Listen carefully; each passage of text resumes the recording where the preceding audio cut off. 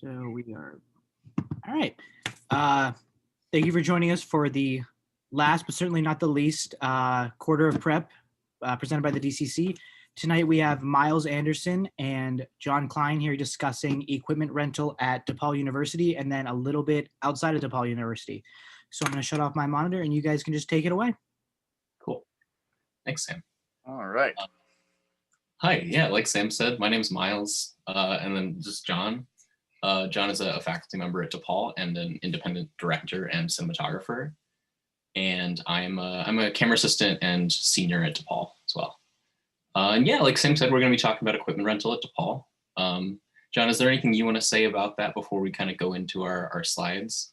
No, I'm kind of excited to just go through the whole gamut of things you kind of want to think about when you're going into this. I know that you guys have done talks about this kind of pre-gear, prep where you're actually thinking about shot listing and all that other stuff. So I'm excited to kind of get to the pragmatics of the actual equipment prep and stuff.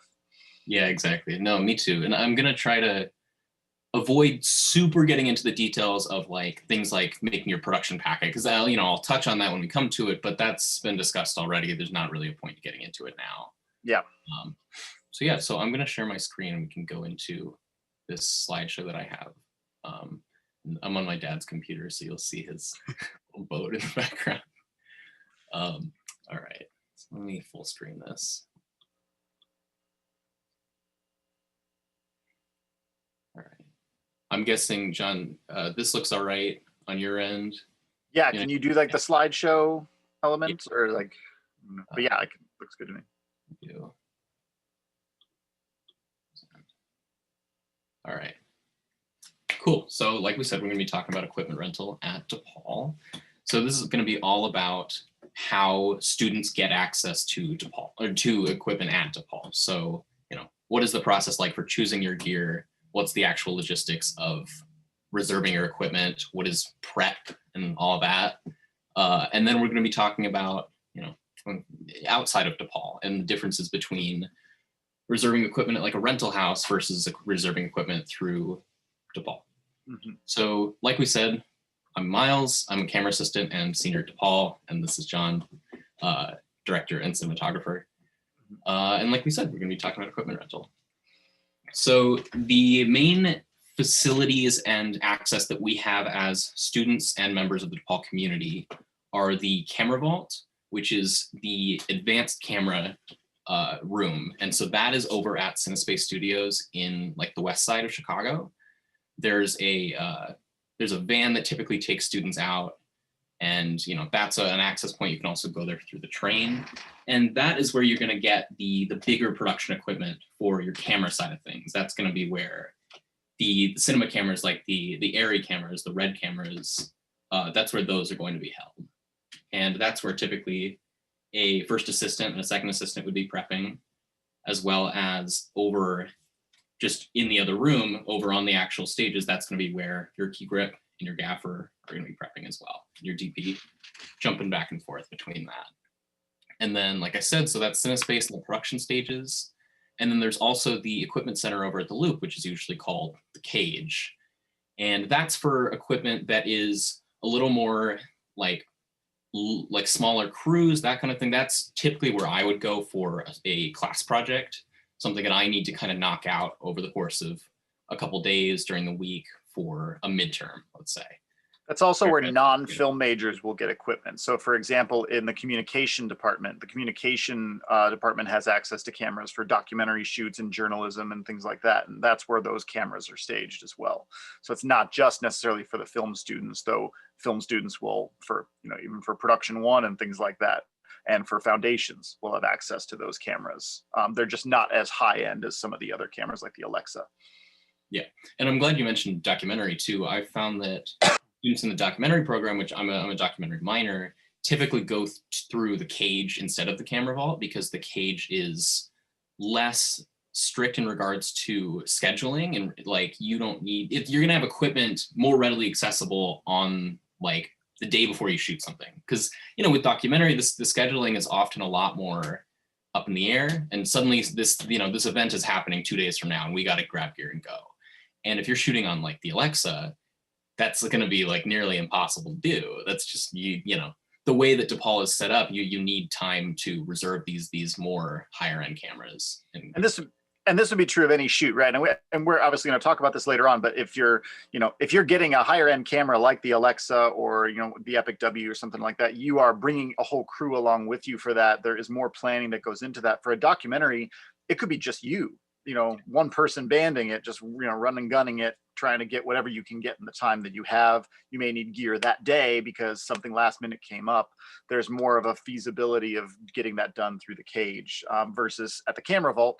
There is a significant amount of prep that needs to be done for the number of things that have to get done on a narrative or other type of project like that.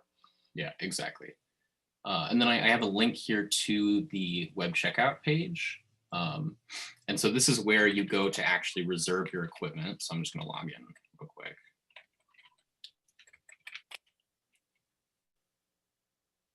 Cool. And so it'll give you options for the camera vault, for the Loop Equipment Center, and then things like the Idea Realization Lab, that kind of thing. That's for, you know, you want to reserve a laptop, a drive, that kind of thing. I haven't really dove too much into that stuff. And then this is also where you get the lighting, grip, and stages. So I'm going to go into the camera vault real quick and just kind of show off what it looks like. And right now, this is a little bit stripped down due to COVID, you know. With the camera vault, typically you'd be able to, like we said, get like the Alexa, the Red, like these big high-end cameras. But right now, since that requires a larger crew, more prep, all that stuff, the camera vault is stripping down and keeping to something like the C100, which can be a one-man show. Like that can be, you know, you running a gun on your own. There is an interesting thing here in that there is a difference between, you know, the cage and the camera vault. Both have C100s available, I believe. Yeah. But the build of the C100 at the camera vault is going to include other, you know, ancillary elements like a cage and rails and things like that, versus the camera that you would get at the cage, which is going to be the documentary sort of build with just the top handle and, you know, the stock lens, and you would call it a day. Yeah, it's the pick up and shoot, like ready to go immediately thing. Whereas the C100 at the vault, you're having to build and put together. Mm-hmm. Yeah, and then there's some other stuff, the DJI, which I've never played with this, but it's so cool. It's so silly, but it's so cool. Yeah, that's good to know that we have that.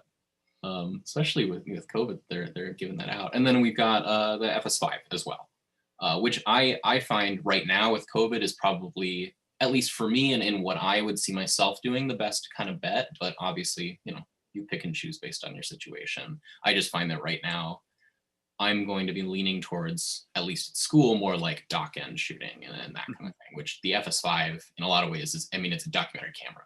And the FS5 is also basically a mini FS7. I mean, in terms of the sensor and in terms of its capabilities, it's really a robust camera. Yeah, exactly. And so I know there is a bit of frustration about the lack of equipment access right now, but you know, we don't have a huge say in that. And right now, like obviously the FS5 is a really good camera, and like I think it's important to note. Same thing with the C100 and this DJI. Yeah, and we'll address COVID later on as well. Absolutely. And then same thing, I'll briefly kind of show.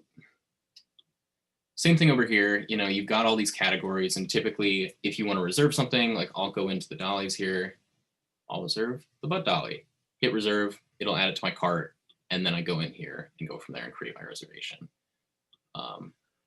So that's a basic idea of what that is going to look like, and we'll dive into the details on that. And as I understand it, that's that gear, like right now, obviously different circumstance, but in a normal situation, the gear that appears on your version of the patron portal is the gear that you're cleared for. Yeah, correct? Exactly. There's going to be certain types of gear that you have to get like certified on. And so what that means is you have to take a test run by an employee at Cinespace or at the camera vault that essentially proves that you know how to use the camera effectively and technically. So you're not going to take it out and then hurt somebody or break it or something like that, you know. They're pretty standard tests, and I believe, again, COVID aside, you'd be able to go into the camera vault and do practices with, you know, the Alexa. I could go in and do a build and play around with it and essentially take my expectation of what the test would be to make sure that I actually know how to do it. Because, it does get frustrating. I've, once or twice over my time at DePaul gone in and taken a test and just been totally out of my element. And then it's like, well, all right, like I didn't pass, like what was the point of coming here, And I have done that. I mean, I as a faculty member have still had to do those tests, and I feel like I'm a reasonably competent expert in several cameras, and when you're going in and you're testing out of these cameras, there are certain things like black balancing where you're like, where is that button on the red menu, and you have to do right. But if you're going to take that test, you have to go through the procedure of actually running through those things before you decide to take the test. You need to know what the things are that you're going for. But yeah, so it's important to set up those things in advance. All this stuff is really going to get down to setting up things in advance and really absolutely planning. So yeah, I find it, it sounds kind of silly, but one of the things that helped me learn the quickest about things like where to find the black balancing, the red epic or something, is to just flip through, during your demo, flip through the menu and find every entry point in the menu and then try and memorize, okay, the black balance is under this section of the menu. And so I hit this button, this button, this button. And that's the challenge with any gear, any camera nowadays. I always rail against Sony, especially for this, but every camera is like this now, is that there are submenus upon submenus, and where you think logically a setting or a specific element of the camera will be is not going to be logically in that menu, because there are different teams of people working on different things when it comes to the build of the camera itself and the OS and the menu system. And so it is important, like you said, to go through every single item and really say, okay, well, what's in this? What's in recording settings, and what's in media, and what's in camera settings, and really sort of zero in on, well, where do I change my frequency? Where do I change my frame rate? Because those might not be in the place you think they're going to be in. Well, and it's one of those things where you might not initially, you might kind of blow past those things in terms of, it's okay, I know how to use the camera, I know the bait, but then you come to that point where you do need to know that thing, and then you're blown, Mm-hmm. But yeah, it's really important to kind of learn all the intricacies of it, and that's one of the reasons why people like Aries setup so much, is it's super easy to understand and easy to memorize. Mm-hmm. I was when I first learned how to use the Amira and the Alexa, I was shocked at how quickly I felt like I had a firm grasp of how to do it, how to use it, and how to set it up and put it together. It's a miracle when there's actually a relatively small number of buttons. It sounds like a simple thing, but in the build of the camera itself, and just, okay, well, there's these 3 buttons on the side, there's the power button, there's the record button, and there's buttons on the viewfinder, and that's it. And if you get something like the FS5, the FS5 is literally it's a wall of buttons, and they are designed in such a way they protrude, and they have little markings on some of them, so you can, if you're out there in the field, you can feel what button you're on, and you get used to it the more you use the camera. But in order to get to that point, you really need to just zero in on all of those things and really take it for a spin. And that's why the camera vault especially is set up the way that it is for these kinds of tests and getting cleared on the equipment. If you're not in advanced camera technologies, which is its own sort of beast of a class, you need to really take it one camera at a time, because even if you think the cameras, generally speaking, every camera has its own idiosyncrasies. Yeah. Well, I mean, I have not, and I, because of COVID and how it's probably going to end up, I've never tested out on the reds, and I have an understanding of it because of other productions that I've worked on, but you can't assume that you know how to use a red build because you know how to use an Airy build. Mm-hmm. Yeah, totally. It's funny, I never thought about the touch feel of the Sony, and how there's different buttons feel differently, and that's really interesting. Well, and it's tough when you start getting used to one. I mean, as an owner operator, like owning my own camera, you get so used to your own camera that when you start renting another camera, you know, oh shoot, I like suddenly the feel that you've developed is completely worthless and actually works against you. And so you have to like reconfigure your brain. It's even like, you know, pulling focus, smart side versus dumb side. You have to like rework your brain just a little bit. Just little things. It's kind of interesting.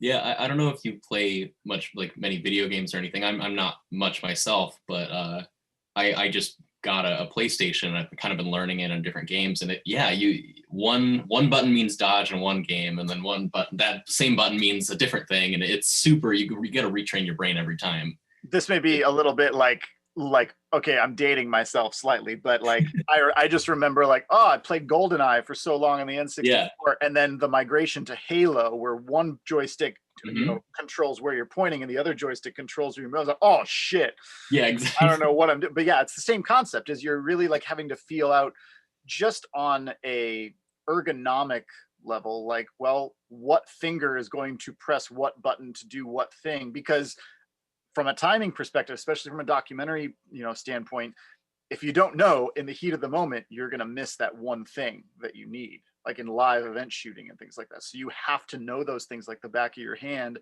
especially when you're in a high pressure situation. Yeah, absolutely. And then that's kind of like going outside of the actual camera body. Like, it's so important to have like a deep understanding of your gear, even regards to like batteries and things like that, knowing, okay, with this type of build and how many things I'm powering with this onboard battery, this battery is going to last for X amount of minutes or an hour or something like that. And you'll especially have preferences.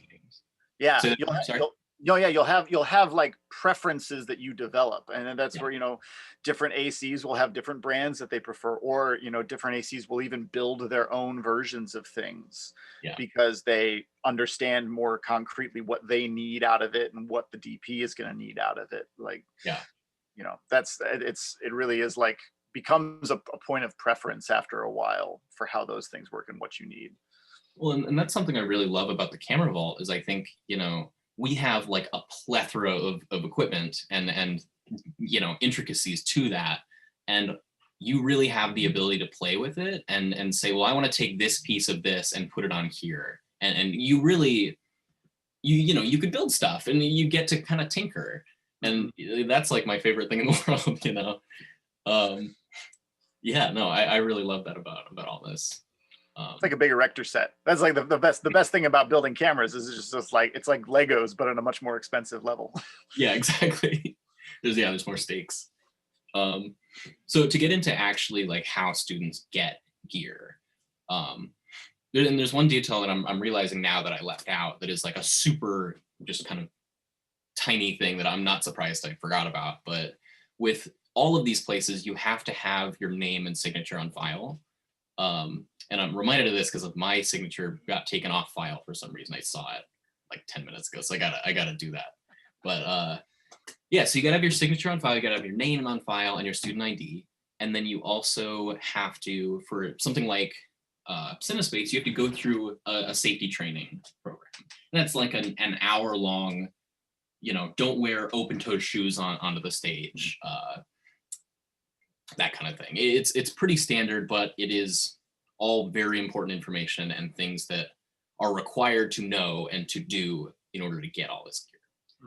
So, you know, like other talks like these have covered already, you create a production packet, you have that production packet, and that's going to be submitted to the production office. And once that's over at 14 East Jackson. And once that's approved, then you can submit your equipment orders over to the center that you're getting gear from, whether that's the Loop or excuse me, that's CineSpace and the Vault. I'm getting a bit mixed up here. You actually, I believe, don't need to submit a production packet in order to get approved for the Loop, which is often why those more, you know, quick run and gun shoots lean towards that. But, you know, for the Vault and for CineSpace, you need to get approved. And I, like, for years have always told people and have been told myself, like, get that in as soon as you possibly can so that you can submit your orders as early as possible, which is the 31-day mark. And I'm sure you agree with that.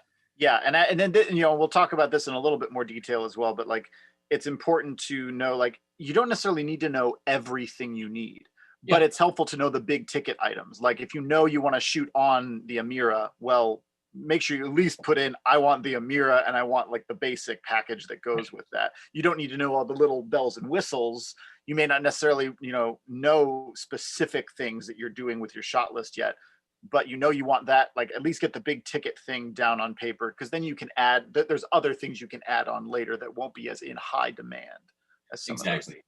Is there a difference between, because I know this is true or used to be true for like thesis projects, where thesis projects have a little bit of a longer window, like they can reserve up to 60 days out versus regular run-of-the-mill projects are 30 days out. I'm not sure if that's still the case. Correct me if I'm wrong. Right. I'm pretty sure that is. I'm also not super knowledgeable on that. I kind of assume I was going to actually ask you about the process for the blue light and what that was like. And because I remember there being talk of the blue light and Indie Studio having a similar reservation window to like grad thesis and that kind of thing.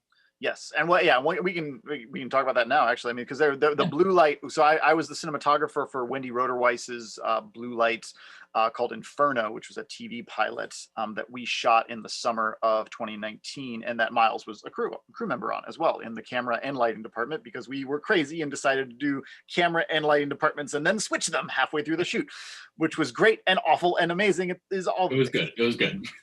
But what we had issues with in terms of our gear rental, because of the need to shoot the blue light prior to June 30th. There was a fiscal deadline or something that we needed to do. It had to be shot then, but that overlapped with both a thesis project and with Indie Studio, which the feature that was shooting right after us. And so we had to, kind of work out some of the things in terms of, well, we need the sky panel. Well, they need the sky panel halfway through our shoot. So and they already had it reserved. So are we going to like bring it back? We have to bring it back to the stage, and then it has to get sort of worked into the system. And we were in touch with the other shoot because, I think Eric Liberaki was the DP on that shoot. There was a whole lot of back and forth, with both Cinespace and the other shoot to try and figure out how can we make this work for both of our productions without getting penalized. And then one of the dollies was out for repair. So there were all sorts of things and this is a common problem. It was a very crazy summer. Wild.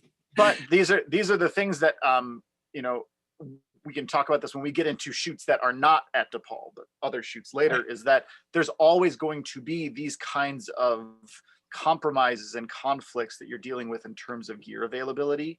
And does that factor into the way you schedule the shoot? Does that factor into the way that you prioritize certain shots over other shots, certain lighting setups over other lighting setups? That's the wonder of filmmaking, is it's just a whole bunch of compromises and problem solving, so, but the same thing always happens with gear. Totally. Yeah. And you brought up something that I always find interesting with the Depaul sphere, but also moving outside of that, is the idea that like, there's always going to be some sort of conflict. And so with Depaul, that really stresses how important it is to get those to higher ticket items, like you said, in as early as possible. And like, it's funny, like, back like junior year, I'd be pulling focus like almost every weekend, it felt like. And so I was putting in gear orders constantly, and you'd start to get a sense of what other productions were going to be shooting that weekend. So it's like, oh, like, so-and-so is going to try and get the Alexa then, and like, we want to support them, but we also want the Alexa. And so there's this weird conflict going on, and obviously it's all in jest and everything. And sometimes it's often unspoken. But there's an interesting thing to that, like, and then that's why you want to get these things in early. And I can tell you, like, what's interesting when you get outside of Depaul, because within Depaul, there's that community and that camaraderie of supporting your fellow students and your colleagues, and everyone's kind of in the same pool of gear. Whereas when you get out of Depaul, there was a film I shot, and we were debating possibly renting the Canon K35s, which have kind of been made famous by The Handmaid's Tale and shooting on those lenses for specialty shots. And we even did tests on them and stuff like that. And we got down to brass tacks and we're talking about, are we going to be able to reserve these lenses? And they were like, well, we might be able to reserve you the lenses. We'll put them like on hold for you, but there's a chance that Claudio Miranda is going to pick them up like the week before your shoot. And if he decides he wants to do that, we kind of have to give them to him because he's Claudio Miranda. And we're like, wow, okay. So there's like a pecking order. Yeah, so absolutely. There's also a sense of like, they want to help and they will bend over backwards to help you. But there's also certain clients that take precedence because they've have a longer relationship and because the budgets and the scope of the shoots are different. And so we wound up A, going with a different rental house, and B, going with different lenses because we knew this was probably outside the bounds of what we were capable of doing and dealing with, given our limited sort of date range. And, these are the compromises that you have to make. Right.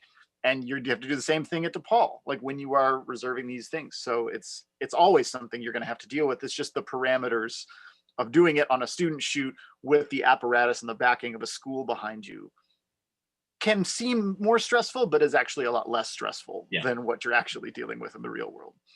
Yeah, like you said, there's a community aspect that is present but different in a professional sphere. Absolutely. I heard about like when Fargo was shooting, they were going through Keslow, and it's like the chances of Fargo calling up Keslow and being like, hey, we need this item the day after tomorrow, and like the chances of Keslow being able to fulfill that for Fargo versus for me is like there's a difference there. Yep, absolutely. And it's just something you have to work with and learn.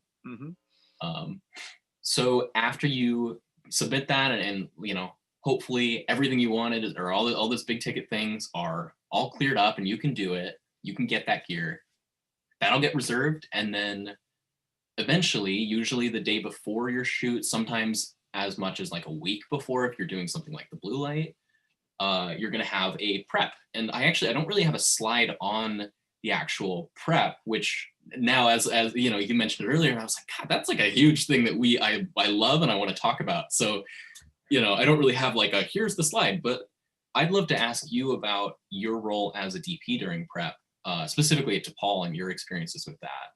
Yeah, it's interesting because I think there's a misconception with students when you're shooting, because as a student, you kind of have to wear multiple hats. You're doing a little bit of everything, that there's an expectation that the DP is going to do all of the prep things. And that's really like, for the most part, it's the purview and the camera side of things of the first AC and the second AC. And the prep of the lighting and the grip stuff is going to be in the purview of the gaffer and the key grip and the best boy, right? And so you as a DP are in kind of more of a supervisory role to all of those things. And ideally what you've done leading up to the prep days themselves is you've talked with those key crew members and said, well, hey, like we've gone through shot by shot, scene by scene, and said, here's the day we're going to need handheld. And this is kind of what I'm thinking in terms of how I need that rig to be set up for me.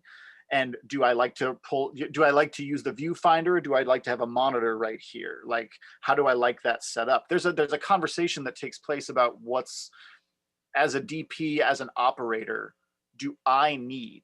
And if I'm not the operator, well, what does the operator need and what do I need in terms of a monitor? Am I going to want to be on set looking over the shoulder of the operator? Am I going to want to be by the monitor at Video Village? What do I need at Video Village? What does the director need? Like, these are all the conversations that you have before you get to the prep itself are in the service of determining all those little bells and whistles that you need. Right. What are the specific things that are going to make your life easier? And every DP is going to have certain preferences, right, in terms of how that works. But then once you get to the actual prep day, and I can speak to this especially in terms of the blue light, because Alan Dembeck was my first AC on that, and he was like also facilitating sort of a teacher role in that sense. Much like I was, he was really like basically shepherding 8 of you as students through the entirety of the camera prep process. And then you guys would go and also do G&E prep and stuff. Like there was a lot of stuff that was going on that he was sort of shepherding, in addition to just doing the basic ins and outs of prep. But that's his job, is to basically run all of that stuff. And so he is taking inventory of everything. He is building everything, so that, we built the camera carts, built the monitor carts, built the random sort of junk cart that's got like all of the different things, the tool carts and everything. There's even for what we did with Inferno was every single piece of gear that you get at Depaul comes in its own case, more or less. And there's going to be times where you don't want to bring 12 cases to something. You can bring maybe half of those cases if you consolidate, pre-build some things, and figure out where everything is going to go. And then you can leave the rest of the cases and tell the camera vault, hey, we're going to repackage all these when we get back for returning the equipment. But this is how we're building things, and you can keep these. Right. So they have a note of what what exactly you're taking and what you're also leaving that you're going to put back later. There's a whole range of things that goes into that sort of step-by-step process of, here's the gear we need, and here's how we're going to build everything. You go through and build everything, so you're not just taking it for granted that you have it, and then you're repackaging it in a way that makes a little bit more sense for your specific production. And that's going to vary from shoot to shoot. For Inferno, we knew that we were able to just sort of leave gear on carts in our location, and that we had the transportation to make it work.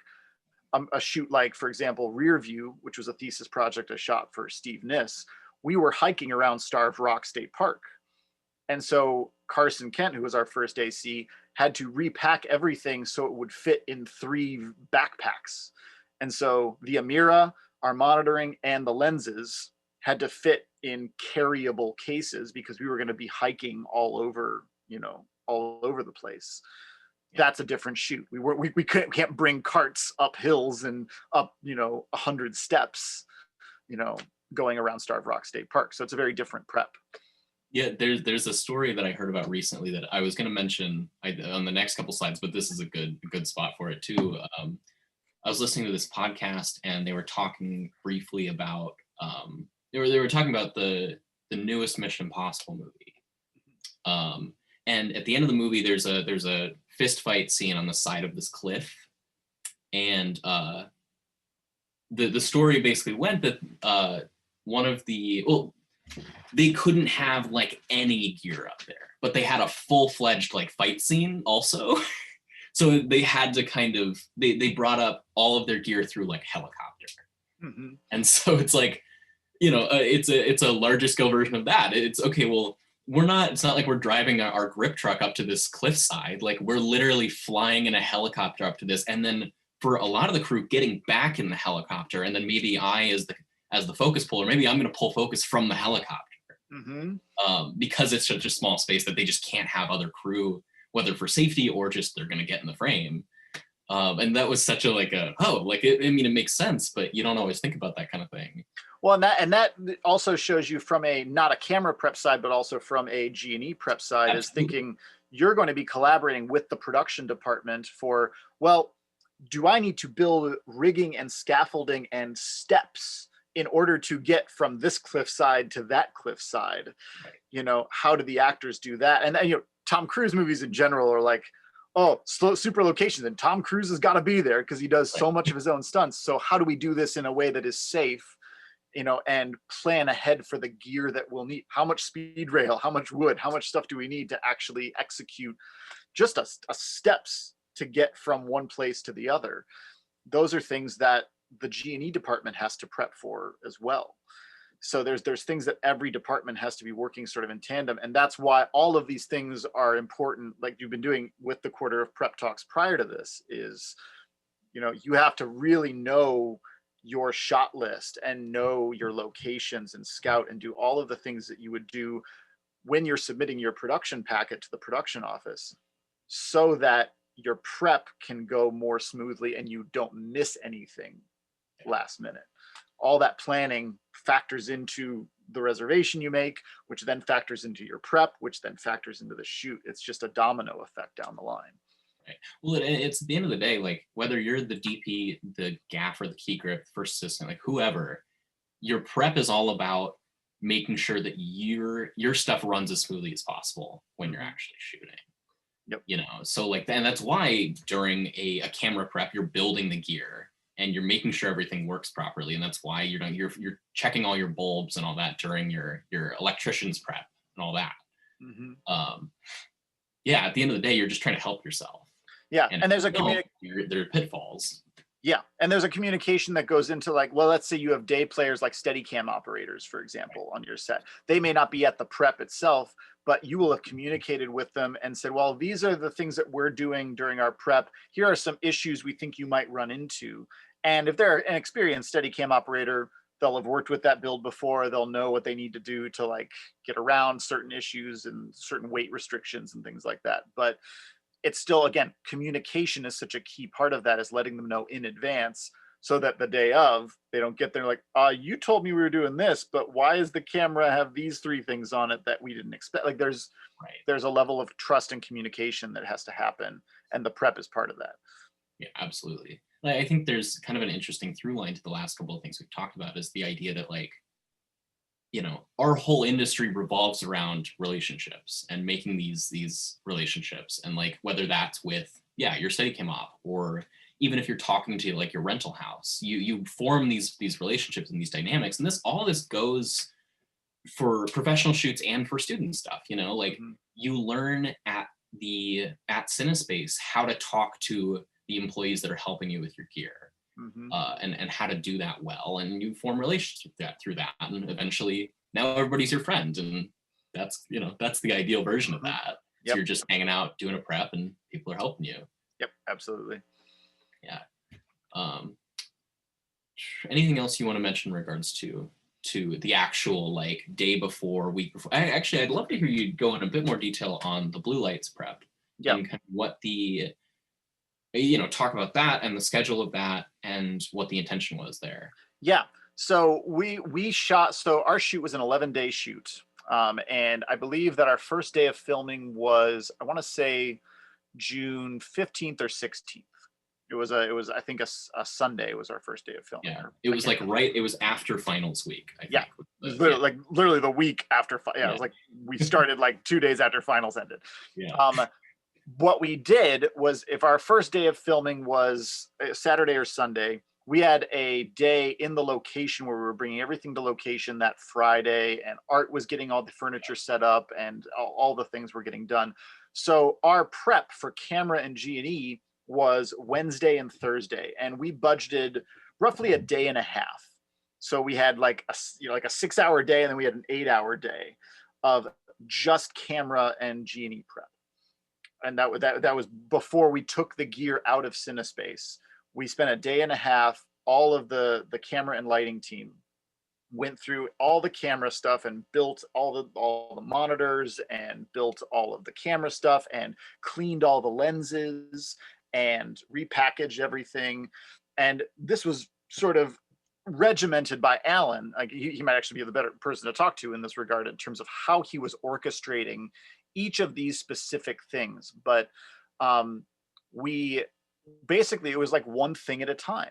Like you go through and you build the camera, and then you test it out for handheld work. Like what is this going to look like? What is it going to look like when we strip it down for Steadicam? We can only have one rail, so we have a different wireless focus system. We're testing the wireless focus system, and what else do we do as far as like, I'm trying to think of what else I can sort of bring up. I remember the loading cart was a big focal point. Yeah, that's something that Alan and then Ella Lubienski, who was also there, really helped teach, was the actual loading workflows. Yes, thank you. Yeah, that's a good thing to talk about for sure, because we were filming on the Amira, and in terms of how much we anticipated to film, this was something that was very specific to Wendy. And again, this goes back to communication, is that Wendy is a director who likes to do not necessarily multiple takes of things, but takes in which they will run for a long time because she'll be asking the actors to do something different with the line.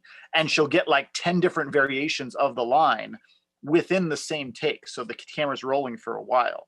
And we knew we'd be shooting 4K, we'd be shooting, ProRes Quad 4 and all these things. So you have conversations about codec, you have conversations about, how much time can we get on each card? And then we had to think, well, how many cards do we have? And how much hard drive space do we need? Let's try and extrapolate this 37-page script out, time it all out. And then from a workflow standpoint, we have to figure out, well, we have to be backing up footage to multiple drives, and we have to be checking the footage against the card each time.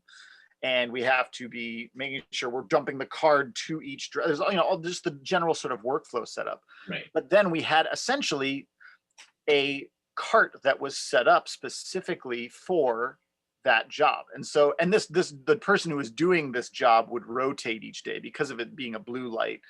Each person would get different sort of experiences in terms of, this is the job you had, if you had this job, you'd have it for the entire shoot. But because of this, we were trying to sort of teach everybody how to do that job. But I'm trying to think of how the cart was set up, but essentially, like, this cart had a computer on it, had the hard drive set up, it had its own separate sort of power ready to go. So like you would plug that in, nobody touches that power, it's just what it is. You guys set up the hard drives with the specific card structure, naming structure, and how things were going to be sort of laid out. I'm trying to think what else. Like we had, you can speak to that. There were 2 boxes that Tom and I made of it was like one little bin was for cleared cards and one was full cards, and it was very big bold letters, cleared, full, like there's no confusion there. Well, and there was also like the way that you do this with any sort of memory card setup is you're putting tape on each memory card, and for camera A it's A001, A002, and so on, and the name on the tape corresponds to the actual name of the card that is in the digital metadata. And so as you're going, you're taking that tape off of the card and you're like laying it on a strip of paper that's on like a clipboard that's on. It's like you're actually keeping track physically of the tape, of the number of cards that you've downloaded. You're putting, cleared cards and, not cleared cards in these little bins. And you're also marking it in camera logs and also marking it, you're basically quadruple checking yourself from a redundancy standpoint, right. Just to make sure, again, that's the footage is the life of the film. So you have to make sure that you're taking care of it as much as possible. And so, but there were, I think we had a cart that was just the loading cart for the footage and the computers and the hard drives. We had a cart that was the actual sort of moving cart that the camera build would be present on if we were moving from one set to another. Camera and the lenses and filters and just basic things that you knew you were always going to need were on this one cart. And then you had a cart that was extra cases and things we knew we would need for that day, but we have them available.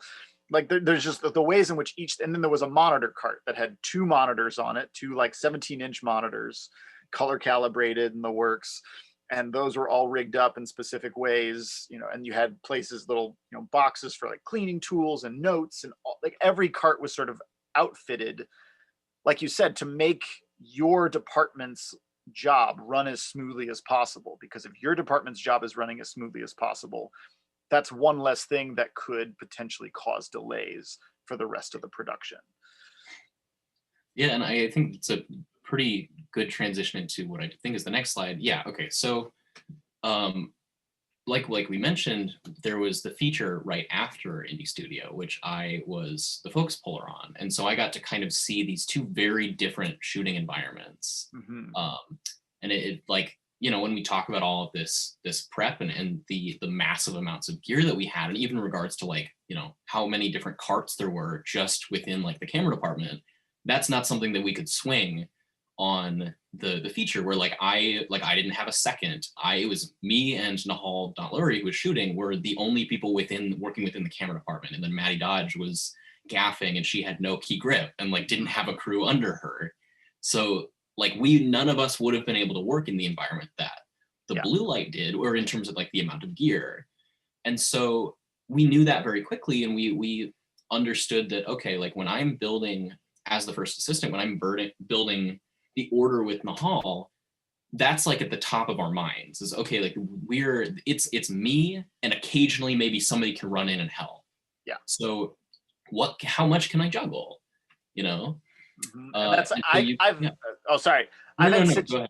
I've had situations like this. So I had, a couple of months ago, actually, during COVID, I had a music video that I shot. And when they first emailed me to ask me about the video, and like they explained sort of what they wanted to do, and they were like, yeah, we're looking for something that's going to look really cinematic, and that's got all this and this, and like, you know, talking about all these things. And then my next question is, okay, great, well, like, what is your budget? Because that's going to give me an idea of what your sort of expectations are for this. And they're like, well, it's like $600. And I was like, okay, that's good to know. Like, that's not, you know, I make no bones about this when we're there. Like, I will take that job, but you have to know this is what you're getting for that. I'm not going to rent any gear. It's going to be just my stuff. You know, maybe we'll get, you know, a wireless monitor for the day just so we can obey COVID protocols and this and that. You can be socially distant and this and that. But you guys have to know these are the things that you are not going to get. And this is what we're going to plan the production around because the budget is so minimal. Yeah. Right. And you still have to be thinking about, you know, COVID safety regulations and all these other things. And so that just changes the parameters is knowing, well, what is the scope of this? What is the scope of the crew? What's the scope of the budget? And what's the scope of the location? And what do you have access to? And what do you need to source from somewhere else? You know, and if you don't have the budget, can you call in favors? Do you have friends of yours who own this thing, but not this thing? And, you know, it becomes a big juggling act. But you're right. Like every shoot is going to be different. Like Indie Studio is such a tight knit, you know, very small crew packing everything into a car, and your car is now the grip truck and the camera truck. Like, you know, that's a very different type of shoot that requires a very different style of prep. When I mean, it even boils down to like my job when I'm pulling focus is very different when I have a second assistant prepping with me versus when I am just prepping solo. You know, I'm thinking about different things. I'm, you know, there's certain things that I will kind of push to the second, and then that becomes their responsibility. And then I can think of either bigger picture or even smaller picture and get into like the really fine details. And so it's something, yeah, I mean, that's a huge thing to think about is like scope. And so like I have here, like, you're probably not going to do the amount you're definitely not going to get the amount of gear that you got for the blue light that then, you know, someone would get for like a midterm in production one. Because I mean, for one, that you're just not going to be given that, but it's also just not feasible. It's like I know that like at the end of the day, I don't want to put in the work that I'd be putting into that amount of gear and that amount of all of that into a midterm. Or even just like I'm kind of losing track of my thought. Well, here, let me try and pick this up because I think this is a good thing to understand. Is like I know students who have come to me as like, I want to shoot on the Alexa. Right. It's like that. Okay, that's great. That's great. You want to shoot on the Alexa. You want to shoot with these lenses. You want to do all this prep and stuff. What's your production design budget? Right. Yeah. And like, so if you're going to get this camera and all the bells and whistles that come with it, but you don't have an actual like set that's really going to shine. Like, and I say this as a cinematographer constantly to every production designer I work with is like, production designers make me look good. Yeah. Like, it's really easy to be a good cinematographer when the production design rocks. Right. And that doesn't matter what camera you're shooting on. Like, I mean, that doesn't matter. That's too far out of left field. But like down that road. Yeah. Yeah. Like if you are going to get all of those things and you're going to put all that effort in, but then, you know, we're going to see people drinking out of solo cups and it's going to try and pass for like a luxury condo. Like there's just a different scope of what is expected from every department. You know, if you're spending that much, like, it's just think of it proportionally. If you're spending that much money on the camera package, like if this were not a Depaul project, you're spending that much money on the camera package, but you're only spending like 1/10 of that on the production design. Maybe we need to like flip our priorities a little bit and say, well, that $50,000 camera, can we do it for like a third of that and give half of that money to production design, because suddenly both people are going to look infinitely better and the movie is going to be infinitely better. And you might even be able to move a little bit faster if budget is that much of a concern. So it's always, I think there's again, going back to compromise, but yeah, like you're not every shoot requires that scope of a camera and that scope of a build. And it's up to you to kind of know where that falls. Something that I kind of note at the very end here is, you know, if you're doing a project through Depaul, you might not have a crew that is like the top of the line. They know exactly how to use every piece of gear that you want, you know, or even you might not know how to, like, you might come in as a freshman and say, well, I want to shoot on the Alexa because it's one of the best cameras that Depaul has, and it's got X, Y, and Z that I love, and I think it's great for this movie. But, you know, I've never touched it, and I have no idea how to use it. And my friends here, he was a second AC on this, and, you know, he's touched it, but it hasn't really gotten into it. And that's why those certification tests are there. You have to think practically about, like, okay, if I want to shoot on that, like, you know, we've got an out-of-class project we want to do.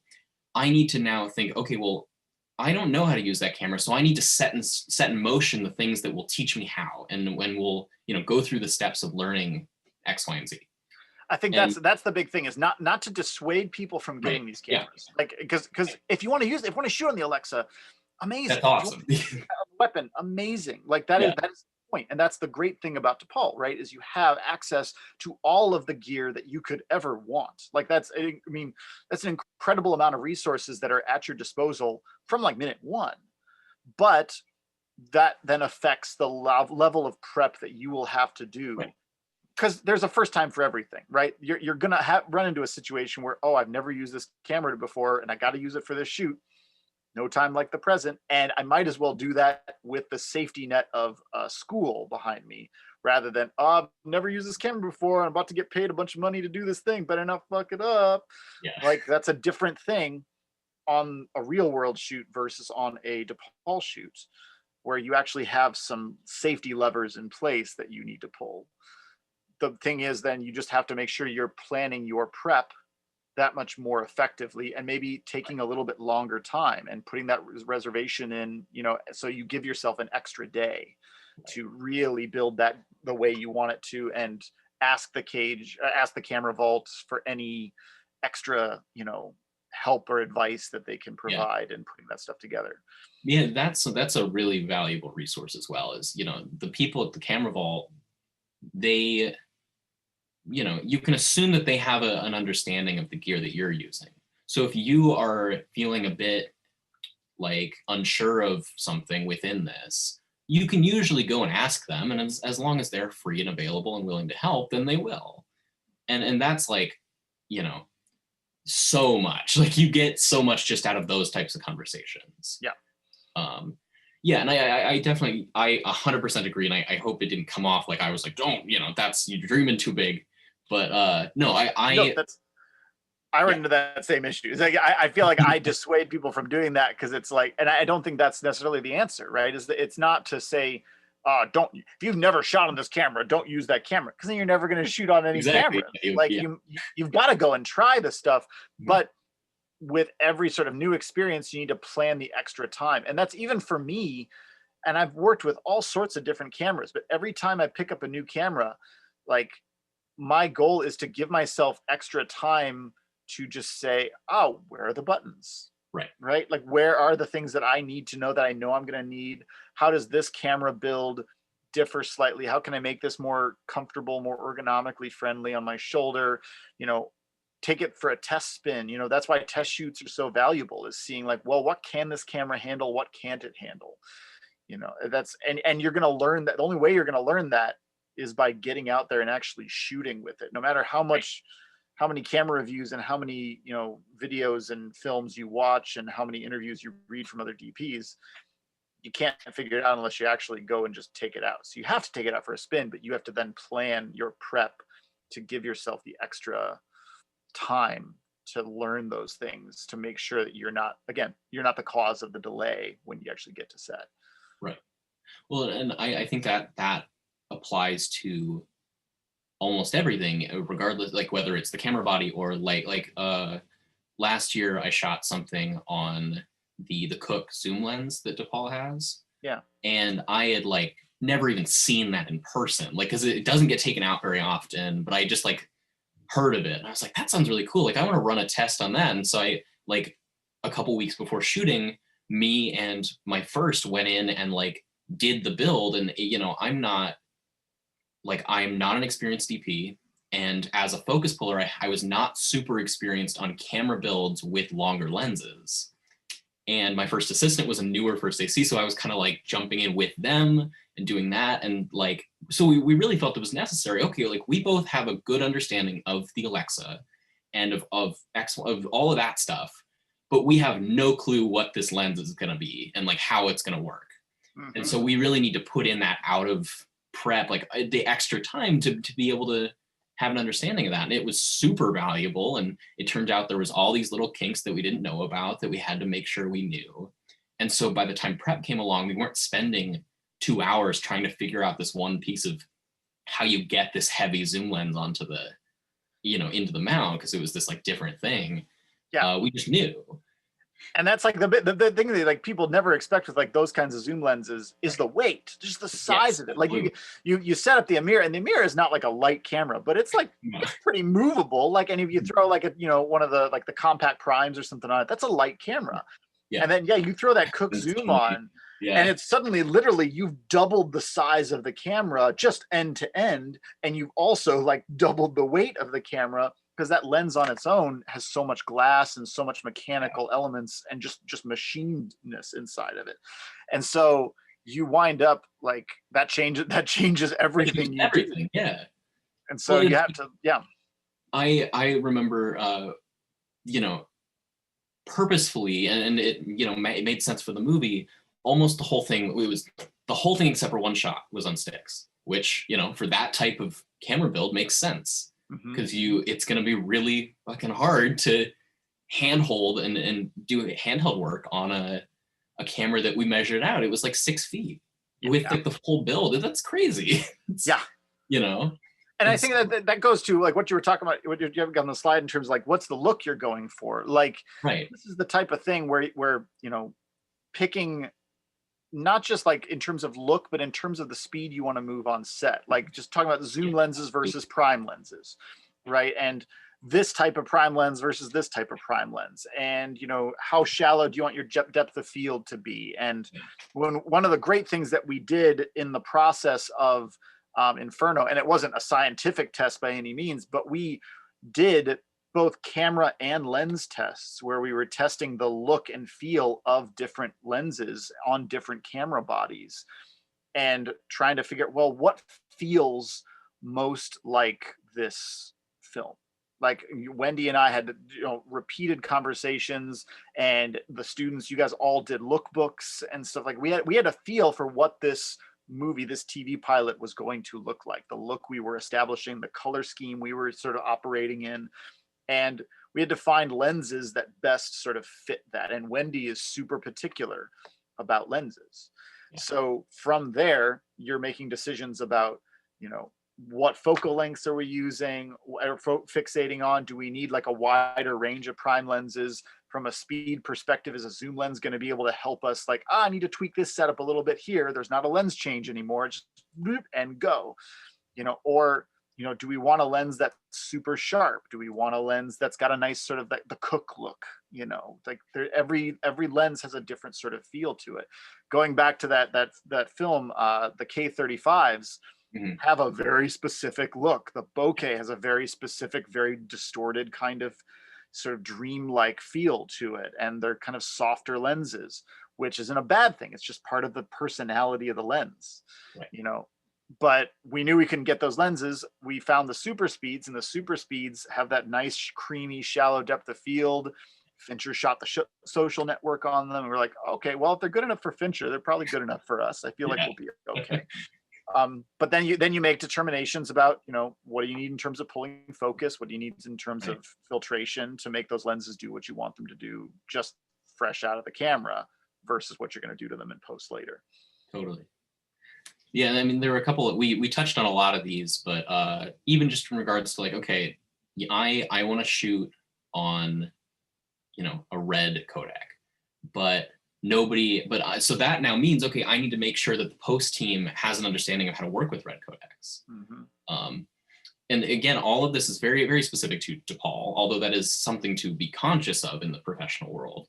But if you're working on DePaul shoots and you're pulling from all over from like a class, you stand up in class and you're like, yeah, I'm looking for an editor for this movie, and somebody's, oh, I'm an editor. You want to have a conversation and make sure that they know how to work with the type of files that you're using, and that you have an understanding of how that works, because that's so important. And in like you said, like with the blue light, in regards to like you guys had an understanding that you were going to be swapping cards and filling up cards like nothing. And that was going to be like a constant thing. And so then you build your whole workflow around that.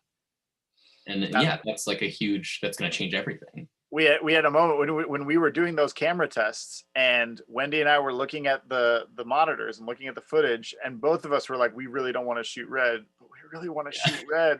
And I walked over to Alan, and Alan, without even looking at me, he was like, you want to dance with the devil, don't you? And it was like, I was like, yeah, I know. And it's such an Alan joke, too. But then, like you said, like then we had conversations with our post-production team, and they were like, you can't do this. Yeah, like we can't. There's no way we cannot shoot 8K, even if we're doing a proxy workflow, even if we're doing all these things. Totally, you will need triple the hard drive space that you had, and we shot 11 terabytes of footage. Yeah. I mean, this was not a small shoot. I think. Yeah. And again, that's because of the style of the shoot that Wendy sort of wanted, and how we were sort of doing that, and the amount of coverage we were doing. Like we knew how much footage we were going to shoot. And so we knew that was just not a feasible option, for our purposes. So you have those, but yet, like you said, you have those conversations about everything from file sizes, dumping cards. How long does it take to dump a 256 gigabyte card, with this reader to this hard drive? What computer do we have access to? Is it USB 3 versus USB-C versus Thunderbolt 4? Like what are the things that we have access to in terms of connection speeds? When it gets as small as like literally like how many cards do we have? Because if you're shooting, if it takes 10 minutes to fill up a 256 gig card and you only have 2 cards, suddenly you're gonna run out of cards. And that even is something that, it's never ideal, but I've run into those situations. Actually had a documentary shoot that I did a couple months ago, 3 or 4 months ago. There's a one-day just interviews, just bunches of interviews, like where everyone's sitting 10 feet apart from one another, but it's easy because the camera just plopped down and you just got a chair over there and it's lit and you're shooting stuff. But I was shooting on the Blackmagic Pocket 4K to a solid state, one of those Samsung 500 gig drives that hooks up to the USB-C port that's on the camera. Just part of the fun of that camera is it's very easy to use non-proprietary media and just shoot ProRes to it. But the USB-C port shorted out like halfway through the day. And suddenly I had nothing but like, I had maybe half a dozen 64 gigabyte cards, which when you're shooting ProRes 422 4K DCI, suddenly that is like 16 minutes per card.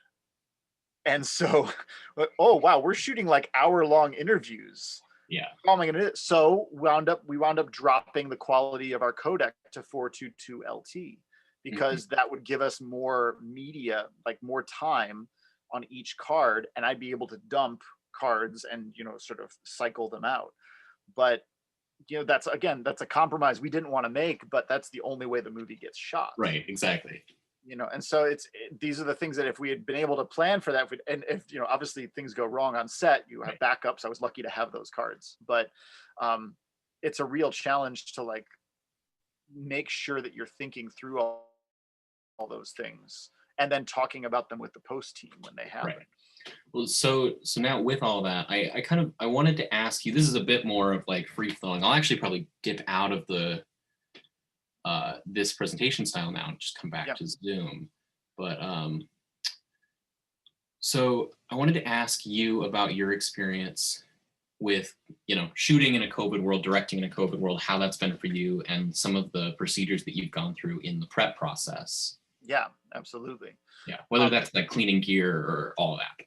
Well, so first of all, I mean, and this is something that everyone needs to know, just in terms of, submitting your production office packets, is that, they're going to ask you now, what is your COVID safety plan? Like that's part of the production packet, is you have to submit a COVID safety plan. What are the procedures you're putting in place? Because as everybody knows now, all of the unions have sort of worked together in the film industry to sort of figure out a sort of code of conduct related to COVID-19 safety protocols. And that involves things like having a COVID compliance officer on set. That is their only job. And they have, as we've described before, the kill switch. They tell us, like, they have absolute power in terms of saying, well, you can't shoot right now because we don't have the requisite PPE, or somebody's tested positive. The shoot is done for 2 weeks. Everyone needs to quarantine. Like, so you need to have those. You need to have face masks, face shields. You need to be cleaning gear every 2 hours, essentially. And that means like wiping down anything that is in use or not in use throughout the production. And that is something that puts a strain on any production, because suddenly you're adding time to the day for the cleaning. You're adding time to the day because suddenly people have to be socially distant, and there are only certain doors, certain entrances and exits. There's this whole idea of what's called the zone system, where you have the actors and the people who are like on camera are in zone A, and then zone B is everybody who's on set outside of that, and zone C is like the rest of the world, everybody that's outside of the set. And in order to leap from zone C to zone B, you have to take a COVID test and quarantine. In order to go from zone B to zone A, you have to take a COVID test and quarantine. And so there's all of these measures that are in place for just the basics of how a film set is supposed to run. And each of those measures results in added time to the production and added money. And so you have to plan that much more carefully for all of those things. And all of these things are strictly just so people can do their jobs without necessarily thinking about whether or not they're going to contract a potentially life-threatening illness 24/7. Like, that's not what you want to be thinking about. Right. That's part of the reason the film industry is structured the way it is so everyone who's on a set is simply focused on doing their job the best they can in the service of the movie. And so that's why all these measures are kind of in place from a safety perspective, is also just to make sure that people can continue to do their jobs. And so I've had about 4 or 5 shoots that I've done since the pandemic started, which is not a lot. I know friends and colleagues of mine who have done dozens of shoots, dozens of days of filming in the midst of this. And each shoot is different in terms of its scope. Most of the shoots that I did were one-man band, or they were very, very small documentary style shoots. Like for that documentary shoot where the pocket camera went dead, it was me. It was my friend Ben, who was he was simultaneously my gaffer and my B cam operator. And we had a sound mixer. No, I didn't even have a sound mixer. That was just me. I was also the sound person. So I was running shotgun mic, and I was running wireless lav to my GH5. Documentary and COVID. Yeah. And so it was me, it was Ben, and it was the director producer who was conducting the interviews, and it was people who were coming in. And we had a gym. We had like a huge gym that we were able to spread out.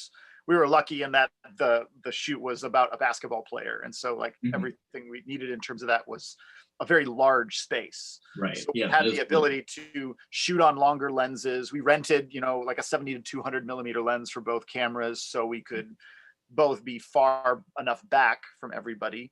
And then our director would sit off axis from camera, further away. Like, there were all sorts of things we had put in place. For that music video that I told you about, that was also essentially a one-man band thing. I owned all the gear, so I brought all the gear. The only thing I rented was a Teradek bolt, like a small HD package. Do some wireless work. Yeah, so I was able to, we were able to have wireless monitoring, so the director could just hold the monitor, stand far enough back, but still give direction and talk about what he needed. The biggest shoot that I had was still not a very large shoot, but I was a director and the cinematographer for a short film called Static Space that we shot at the end of October. And at the end of October was right when we sort of hit this sort of new, huge wave that we're in right now. Was the sort of start of that.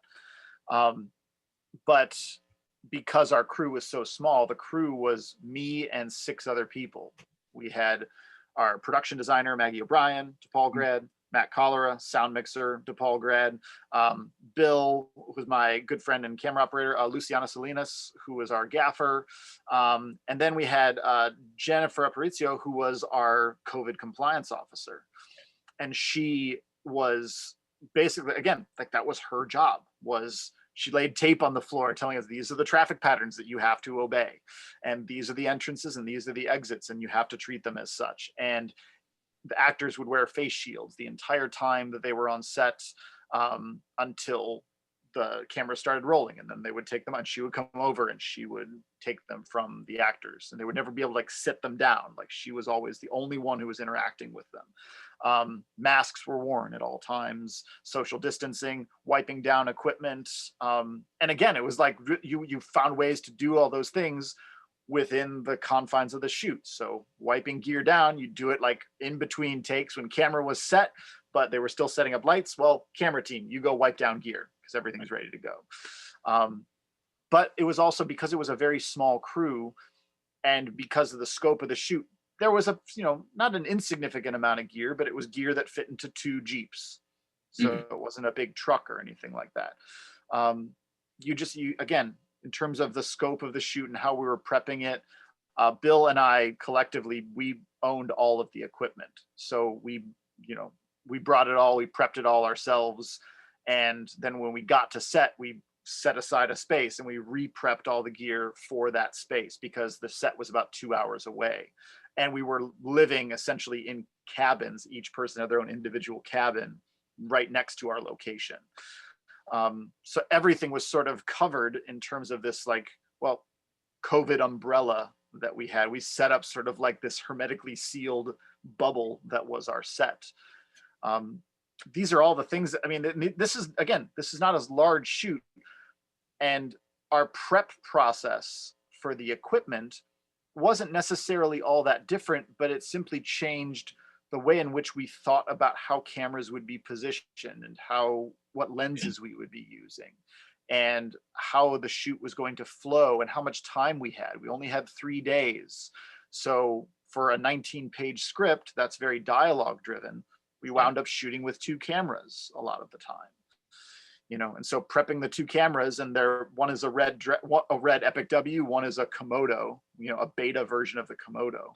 Right. How do we prep those cameras and what gear do we need? The Komodo is designed to be a very small modular camera. Like this is the size of the camera, it's a little like cube. So what little elements do we need? How can we make this work with what we have? There's a lot of sort of give and take that goes along with that, but it's the actual thought process just changes, but the actual prep is not that much different. It's just with extra measures in place. Yeah.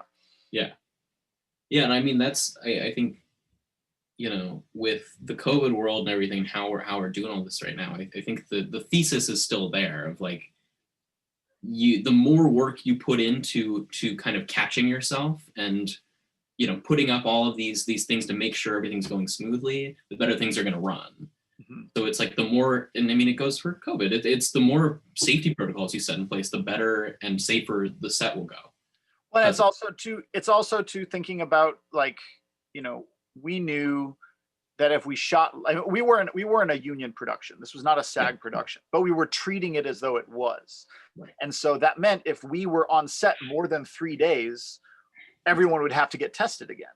Mm-hmm. Like the way that these sets work is that there is rapid testing that they're doing every 2 to 3 days, essentially, for the entire cast and crew. And they're paying for that out of pocket so that the cast and crew doesn't have to pay for it. We didn't have the means of achieving that, especially because of where our location was relative to any available testing sites. We wouldn't have been able to do that. So our shoot was very, very localized and very concentrated in these few days. But we had everyone get tested the week of and then quarantine themselves.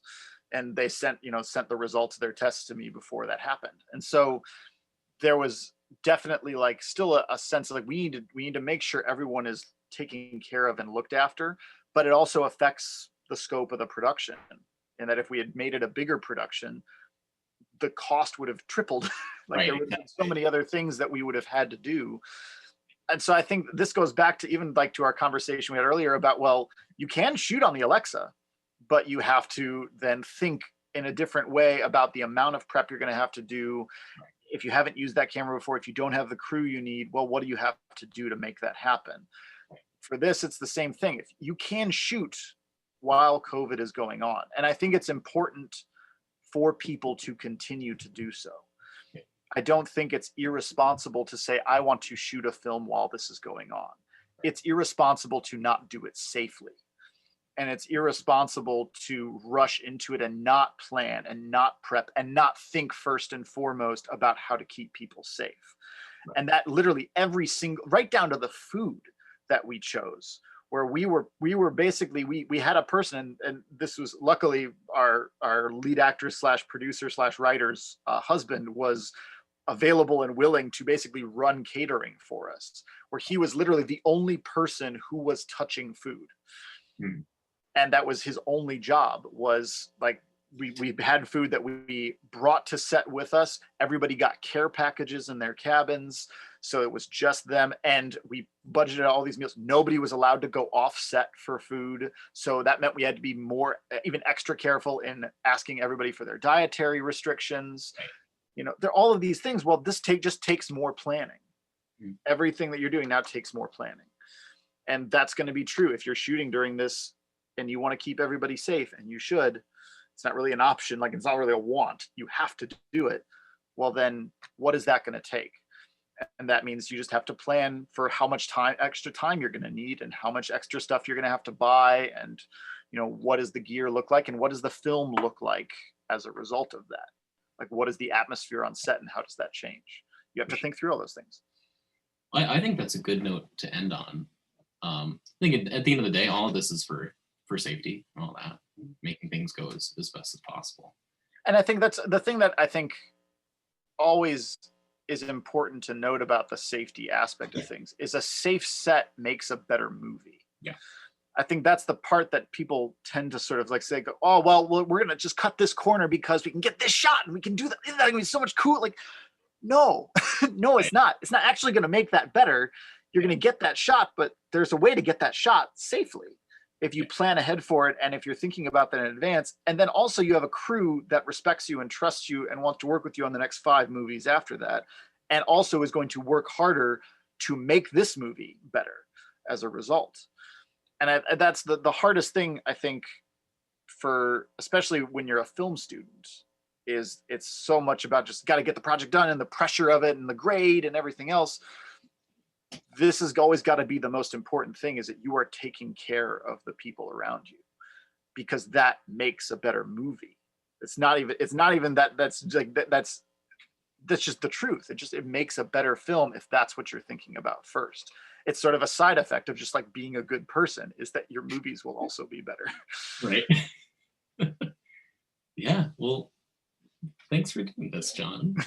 You're welcome. It's a great note to end on. I had such a good time doing this. I love talking about this stuff. So like, no, yeah. I mean, like we could go for like 2 more hours about this stuff. So like, we're geeks, we're nerds. So this is great. But no, this was my pleasure. I looked at the clock expecting like we'd been like 15 minutes in, and it was like 35 minutes. I was like, okay. Oh, geez, got all these topics we got to get through. Yeah. But yeah. Thank you guys both for being here, and thank you to anyone who tuned in for any episode of the Quarter of Prep, including this one. Yeah. Keep an eye out on the DCC's Instagram for any more events coming up, and we will see you around. Thank you guys. Oh, Sam, I wanted to say one more thing. So I, as well as just being a student, I also run the Cinematographers Club. And I've been on a bit of a hiatus, just dealing with like life stuff and just kind of keeping head above water. But hoping in the next couple weeks, especially during break, and once we get into the next quarter, to be doing more events. And so I know John and I have been talking about doing a couple things. Alan Dembeck came up a couple of times, and he and I are all like almost every week seem like talking about like, hey, like I have this idea for something, or like, hey, he'll text me and be like, I'm available, like hit me up and let's do something. That's very Alan. That's very, yeah. And it's great. It's fantastic. And yeah, so things are coming up for that. So if today's talk was interesting at all for you, definitely look into that. It's like totally the same sphere of thing. So yeah. Awesome. Yeah. awesome. Thank you both for being here. Cool. Thanks for having me. Yeah.